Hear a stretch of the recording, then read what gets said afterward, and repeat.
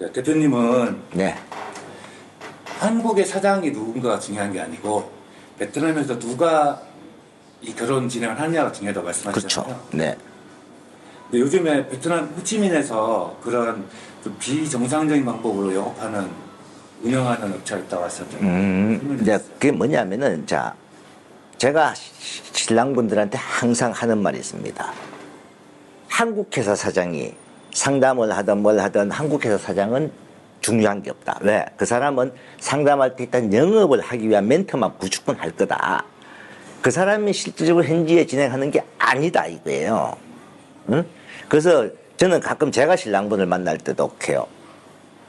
제가 본인한테 설명하고 내가 지금 상담받아 본인은 나라는 사람이 내가 여기 찾아 한국 사장은 중요한 게 아닙니다. 베트남 현지에 누가 진행하느냐가 중요하기 때문에 내가 베트남 현지에 진행하니까 내가 중요한 거다.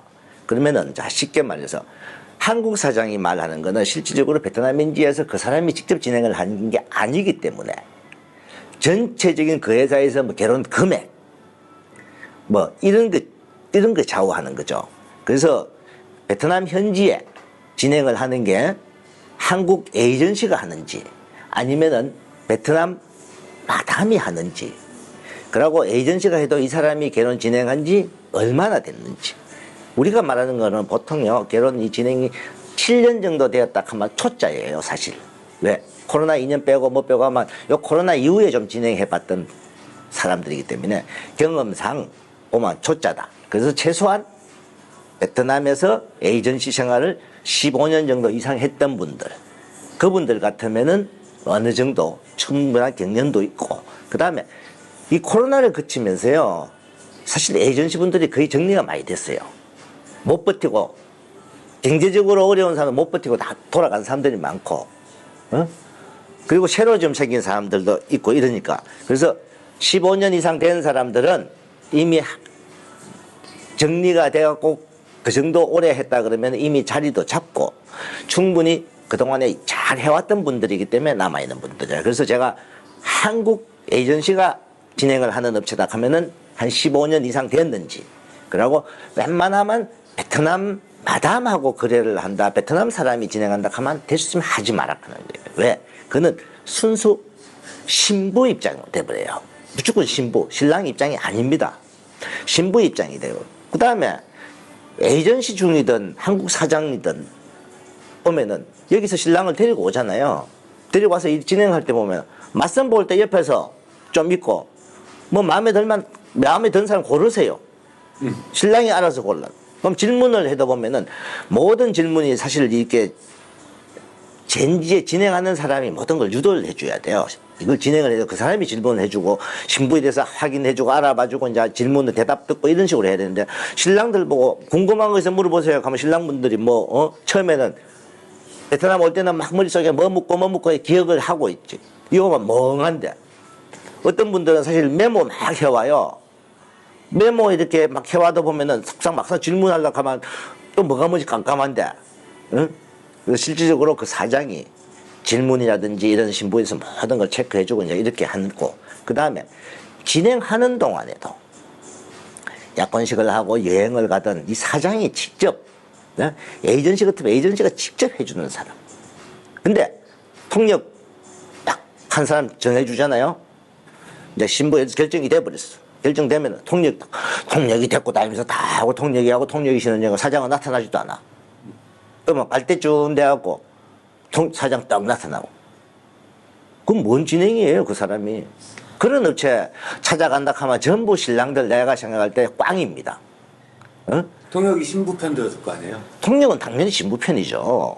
그 문제가 아니고 사장이든 에이전시든 그 사람이 매일 나타나서 그 사람이 통역한테 지시하고 일정하고 통역은 단순하게 가이드 역할은 통역이 할 수도 있어요. 저 같은 경우는 모든 진행을 제가 직접 합니다. 통역은 딱 통역할 때만 나타나요. 저는.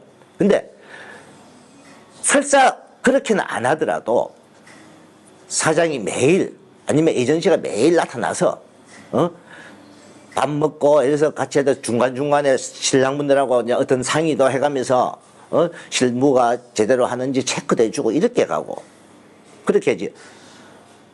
결정하고 나면은 안타깝다 결혼식장에도 통역이 데리고 가고 어디 뭐 하루 시내 관광 나가도 통역이 데리고 가고 그렇게 하는 에이전시가 있어요? 있어요 여기에 제가 봐도 예.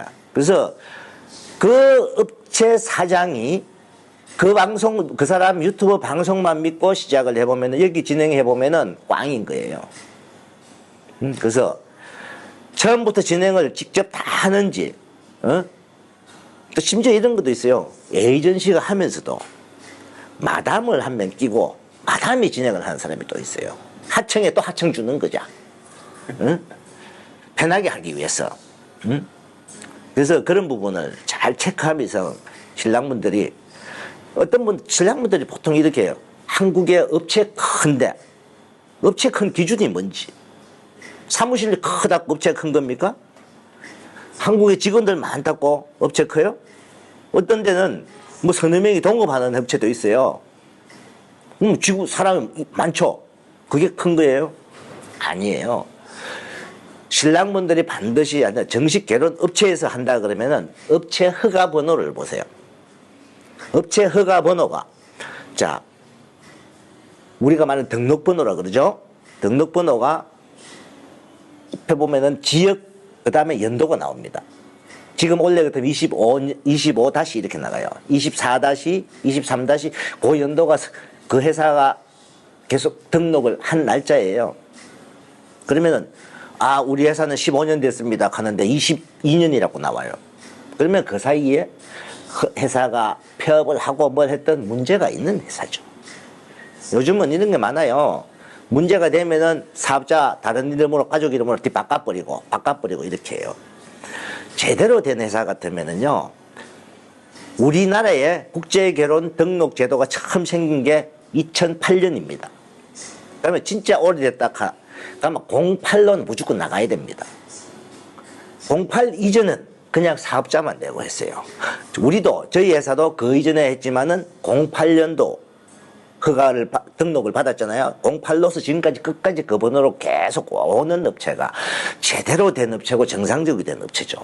그러면 중간에 계속 바뀌었다 뭐 했다 자 그거는 문제가 있으니까 바뀌는 거예요. 자 대표가 바뀌더라도요 허가 번호는 안 바뀝니다. 만약에 제가 어떤 B라는 사람한테 이 업체를 매각을 하잖아요. 매각을 해도 그 번호는 그대로 갑니다. 그래서 한 사람이 계속 오래 했다 해놓고 연도는 뭐 22년도 23년도 그러면 폐업했다가 문제가 그 등록 회사가 문제가 있으니까 갈아엎어버리고 새로 낸 거예요. 그래서 그런 부분도 체크하시고 현지에 진짜 이 사장이 직접 얼마나 현지에서 같이 막 움직여주면서 같이 계속 옆에서 체크해주고 이래 하는지 반드시 그 부분. 근데 통역한테 떨렁 맡겨놓고 통역이 다 하는 거야. 그러면 처음에 첫날 맞선 보는 날 보여. 마지막 가는 날 보여. 가는 날 뭐 그 사이에 뭐 돈을 받아야 되는지 뭐 어떻게 되는지 모르겠지만은 그 사이에는 한 분도 안 보여. 아니, 그런 업체면 문제가 많이 됐을 텐데 신랑들도 그렇고. 많이 되죠 당연히. 문제가 돼갖고 우리한테 저한테 상담 오는 것도 많은데요. 왜냐면은 자 업체는요 진행을 하면서 신랑분들이 사장님들이 체크도 해주고 신부에 대해서 신랑도 좀 부족한 부분이 있으면 서로 주의할 점도 주고 이거 계속 이걸 체크해주는 떨렁 소개만 해줬다고 업체 아니잖아요. 아직도 그렇게 생각하는 분도 있어요. 신부 소개만 해주면은 결혼업체다. 제대로 살 수 있는 건지 교육도 시켜야 되고 뭔가 부족하면 가르쳐 줘야 되고요. 그 다음에 저 신부에 대해서 하나하나 체크도 해주는 게 업체예요. 그러면 실제 그 신부가 문제가 있든 아니다 싶으면은 거기서 멈춰줄 줄도 알아야 되고 그냥 떨렁 소개해주고 사장은 안 나타나고 마지막 가는 날 돼갖고 잘 가세요 돈 주세요입니까? 그렇게 진행하는 업체가 무슨 결혼이나 저는 그런 업체들은 절대 신랑분들이 하면 안 된다. 그거는 반드시 꼭 신랑분들이 알고 계십시오.